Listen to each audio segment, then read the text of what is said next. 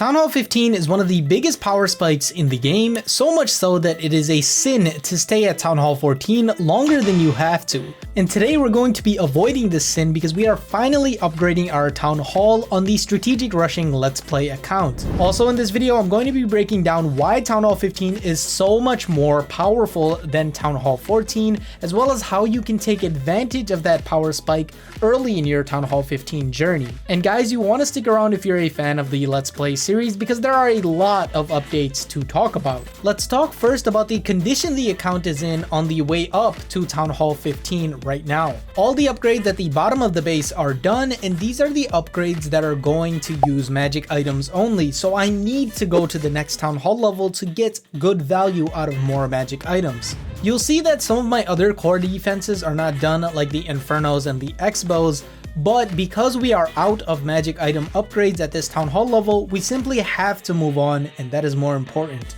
The heroes are definitely weak, but I use a hero potion every single war, so I don't even feel this at all. And there are a lot of other small upgrades that really need to get done as well, but I can just get those done while I'm waiting for magic items at Town Hall 15. Really, it just comes down to magic items and whether or not you're getting good value out of them. I also have all of my resource storages completely full, as well as a full treasury, and I've got some hammers in the bank as well, so we're pretty stocked up and ready to go. But enough yapping, now is the time for the most satisfying animation in Clash of Clans. I sacrifice my Karibo and my Hammer of Building to bring out the most significant power spike I can, Town Hall 15. Man, I really just love the upgrading Town Hall animation that they added to the game. It just makes everything so much more exciting. Also, I know a lot of you guys are probably wondering about how many days it's been, and to be honest, I'm not 100% sure, but I will track for Town Hall 15. As of right now, it is August 15th, and that is our first day at Town Hall 15. Alright, now to get serious, let's talk about the first big power spike that we get. The presence of both the Monolith and the Spell Towers are no joke in Clash of Clans. The Monolith just completely shreds and automatically adds a lot of presence to the base. I would say that other than this, the Eagle is the only defense that really has this type of aura. Now unfortunately, despite all of this, the Monolith takes 13.5 days to go ahead and build, so I'm just gonna wait until I get a magic item, right?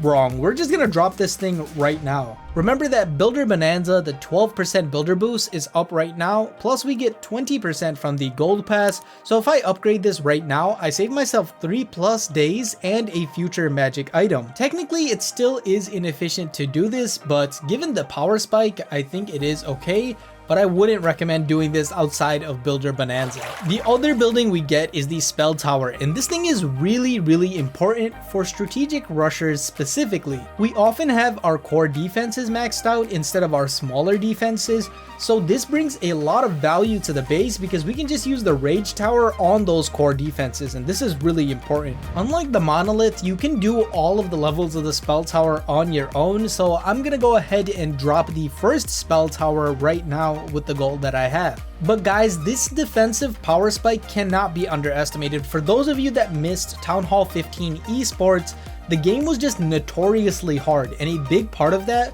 was the fact that these defenses existed. But that's not the only power spike that you get. In fact, the other power spikes are probably even more important. The first one is heroes, and oftentimes this power spike is completely overlooked.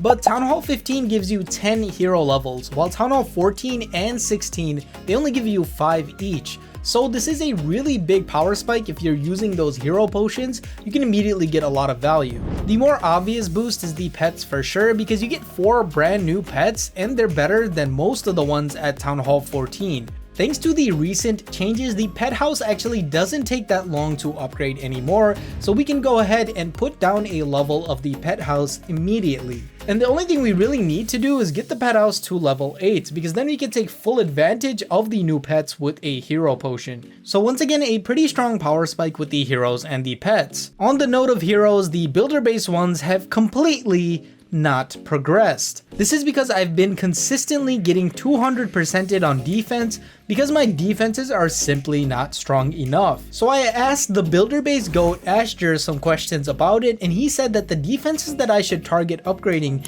is the Roaster and the Mega Tesla, and that's what I'm doing right now. Once I get those defenses to a good level, I'm gonna go ahead and move on to the heroes. But this is the only task we have left for auto. So once the mortar finishes upgrading, we'll be doing that next. Now, no conversation about heroes would be complete if we didn't talk about equipment. And good for us, one of the strongest meta equipment that gives the best return on investment is available at Town Hall 15. And of course, I'm talking about the Haste Vial for the Royal Champion, which is a staple in the meta nowadays, so this is an upgrade that we will be doing as soon as possible. And on the note of equipment, I've actually grinded the 3100 magic medals that were necessary in the Let's Play account for us to get the best reward for this month's magic medal event, the Kawaii Giant.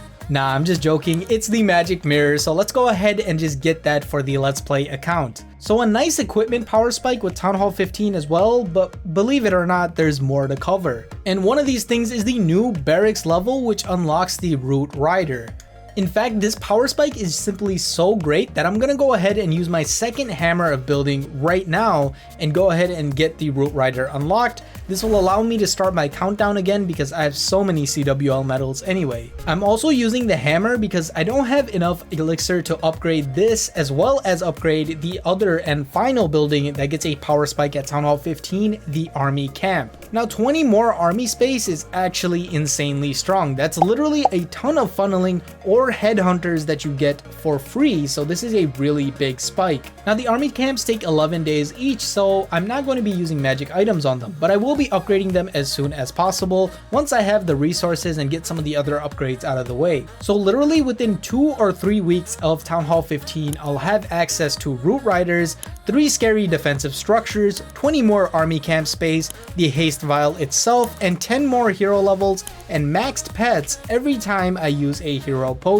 And this is why Town Hall 15 is one of the strongest power spikes in the game. Now a really quick update on the Ores challenge this month, since we are fighting for a spot in the clan that I created. We've made some pretty decent progress due to the medal event this month. And this is the result. Currently we have 20,000 shiny ore, 1200 glowy ore, and 150 starry ore, which is really great, but I've actually finished the event already, so I'm gonna have to push to higher leagues to get a good finish on this challenge. And just in case you guys are wondering why I didn't get the event pass on the Let's Play account, it's because A, it's supposed to be only a gold pass only account, and B, I want this ore challenge to be as relatable as possible to all of you. In addition, I've been on a side quest to get up to 3200 trophies, and I've been using the event troops, which you guys already know by now are really strong. And there we go, that was the last attack that we needed. So now we're going to get to that 3200 trophy mark and get 2000 gems